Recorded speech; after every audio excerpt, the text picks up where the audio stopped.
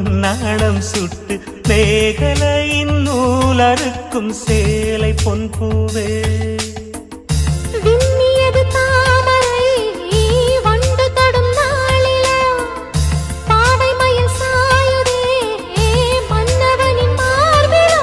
முத்தத்தாலே பெண்ணே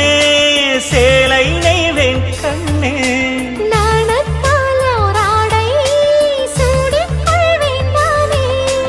பாயாகும் அடி சொல்லாதே பஞ்சணம் புதையல் ரகசியமே சாய்ந்த